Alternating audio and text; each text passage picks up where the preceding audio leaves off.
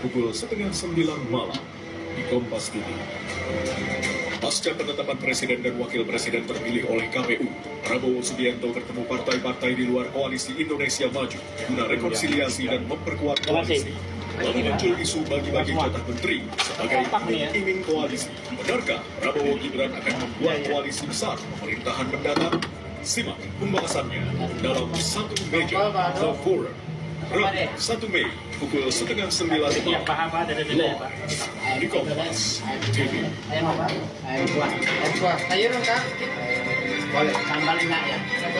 Ayamnya apa ada Pak? Ada. Saudara, harga sejumlah komoditi sayuran di Pasar Kosambi, Kota Bandung, Jawa Barat terus mengalami kenaikan. Bahkan harga cabai merah dan cabai keriting naik hingga Rp70.000 per kilogram. Sejak 2 hari terakhir, harga cabai di Pasar Kosambi, Kota Bandung terus naik. Harga